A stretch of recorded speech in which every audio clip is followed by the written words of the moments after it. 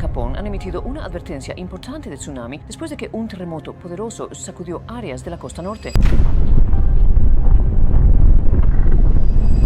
Entonces, se ha emitido una alerta de tsunami mayor para la región de Noto. Comenzó como un viernes cualquiera en el noreste de Japón. Los oficinistas terminaban de almorzar, los estudiantes estaban inclinados sobre sus pupitres y los pescadores se preparaban para la faena nocturna. Entonces, a las 2:46 de la tarde, la tierra se sacudió bajo sus pies. Un terremoto de magnitud 9.0, el más potente jamás registrado en Japón, desgarró el fondo marino, liberando una energía que viajaría a través de los océanos. Lejos de la costa, el movimiento tectónico lanzó una inmensa masa de agua hacia el cielo. Minutos después, el océano regresó con furia. Olas de más de 30 metros se precipitaron hacia la costa a velocidad de jet. Muros de concreto, antes símbolos de seguridad, se desmoronaron como arena. Barrios enteros desaparecieron en cuestión de segundos. En medio del caos, familias corrían cuesta arriba, abrazando a sus hijos, fotografías y pedazos de sus vidas. Quienes no lograron escapar vieron cómo el agua negra se alzaba a su alrededor. Cuando el mar finalmente se retiró, 20.000 vidas se habían perdido y más de 1 millón de edificios estaban en ruinas.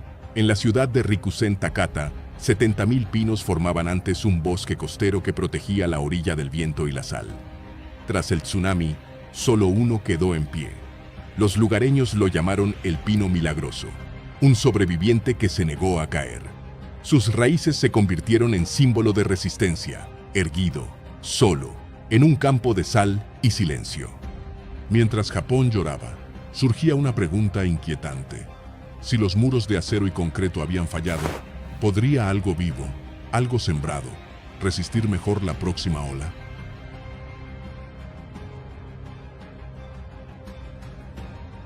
Una nación en ruinas. Cuando el océano finalmente se retiró, lo que dejó atrás apenas parecía la tierra. Ciudades costeras que habían prosperado durante siglos quedaron reducidas a contornos de lodo. Las carreteras terminaban en el mar. Los cables eléctricos colgaban como hilos rotos sobre lo que solían ser vecindarios. Helicópteros sobrevolaban una costa borrada de la memoria. En total, 500.000 de personas fueron desplazadas. Familias enteras desaparecieron sin dejar rastro. El rompeolas de Kamaishi, antes proclamado como el más resistente del mundo, yacía en ruinas apenas 2 años después de su finalización. Muros de concreto que habían tomado décadas en construirse se disolvieron en minutos. Durante semanas, los sobrevivientes vagaron en silencio. No había paredes donde apoyarse, ni hogares a los que regresar. El primer instinto de Japón fue reconstruir como siempre había hecho. Más fuerte, más alto, más sólido. Los ingenieros trazaron planes para un muro marino de concreto de 395 kilómetros, una barrera continua diseñada para contener cualquier futura ola. Se prometieron miles de millones de yenes y los planos se extendieron a lo largo de toda la costa del Pacífico. Pero entre los escombros y el acero retorcido comenzó a surgir una idea más silenciosa. ¿Y si la fortaleza no significaba resistencia? ¿Y si proteger implicaba cooperar con la naturaleza y no luchar contra ella? Esa pregunta llegó hasta un hombre cuya vida había estado dedicada a los árboles. Un botánico llamado Dr. Akira Miyawaki comenzó a recorrer la costa devastada, estudiando los tocones rotos de los antiguos bosques costeros donde otros veían pérdida. Él veía un plano, la prueba de que las futuras defensas de Japón tal vez no debían hacerse de concreto, sino de raíces. La visión del guardián del bosque. El doctor Akira Miyawaki no era un botánico común. Durante décadas, había luchado por restaurar los bosques nativos de Japón, convencido de que la verdadera resiliencia venía de la biodiversidad, no del control. Mientras caminaba por los paisajes arrasados de Tohoku, rodeado de ruinas empapadas en sal, vio una verdad simple. Los bosques que alguna vez se alzaron junto a la costa no habían fallado por el tamaño del tsunami, sino porque nunca fueron naturales. Las franjas de pinos que bordeaban las costas japonesas eran monocultivos, hileras ordenadas, creadas por el hombre, de árboles idénticos con raíces poco profundas y sin sotobosque. Cuando llegaron las olas, cayeron como fichas de dominó. En su lugar, Miyawaki imaginó algo radicalmente distinto. bosques creados como los crea la naturaleza, densos, estratificados y llenos de interdependencia. A su visión la llamó la Gran Muralla Verde. En lugar de concreto interminable a lo largo de la costa, propuso cientos de kilómetros de vida, franjas de robles perennes, camelias y castanopsis, cuyos sistemas de raíces se entrelazarían como cables trenzados. Entre ellos, arbustos y hierbas formarían la primera línea de defensa, absorbiendo la sal del mar y rompiendo el viento antes de que alcanzara los pueblos detrás. A muchos les sonaba a idealismo. Japón siempre había confiado más en la ingeniería que en la ecología, pero el método de Miyawaki ya se había probado, desde fábricas en Yokohama hasta laderas degradadas en el sudeste asiático, donde sus minibosques crecían 10 veces más densos y muchas veces más rápido que las plantaciones tradicionales. Lo que proponía no era solo reforestar, era transformar una filosofía, defender el futuro no con muros que resisten, sino con raíces que perduran.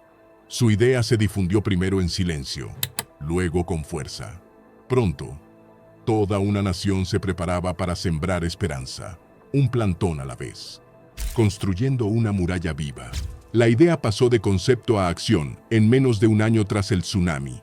Voluntarios de todo Japón, estudiantes, jubilados, incluso soldados, se reunieron en las costas arrasadas de Tohoku. Llegaron con palas, guantes y esperanza. Lo que construyeron no fue otra barrera de acero, sino algo mucho más humano.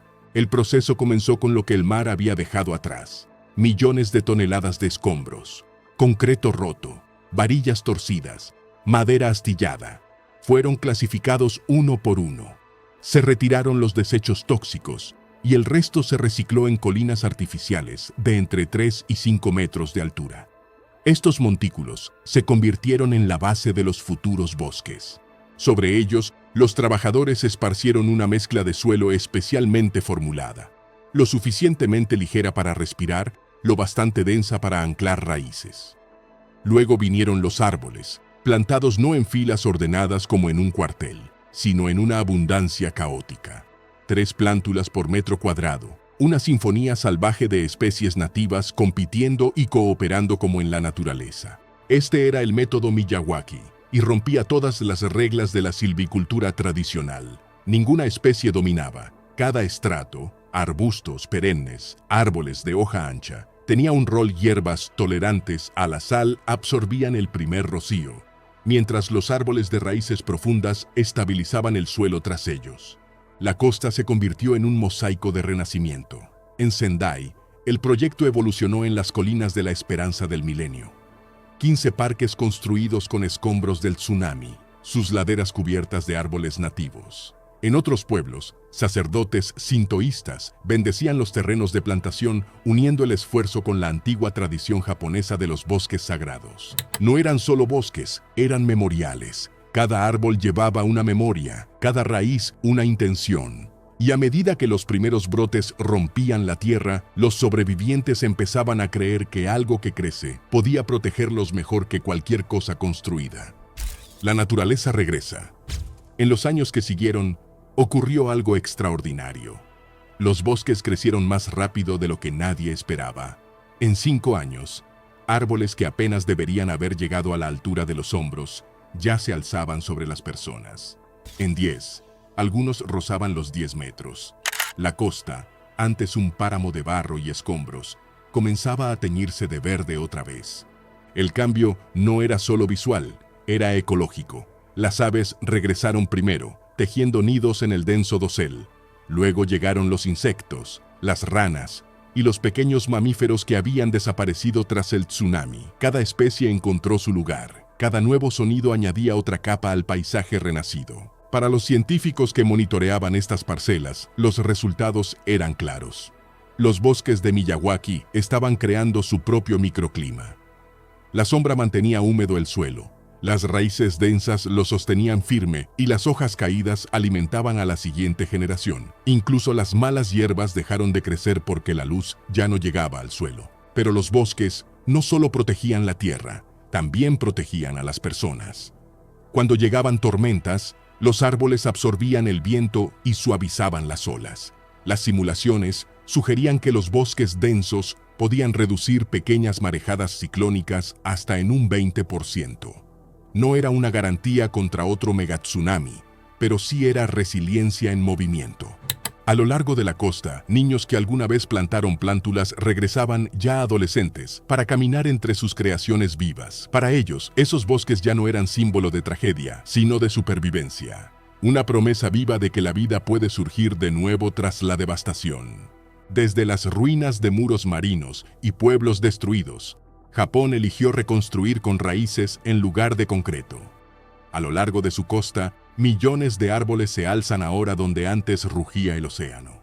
Una memoria viva, una defensa silenciosa y la prueba de que la resiliencia puede tomar la forma de un bosque.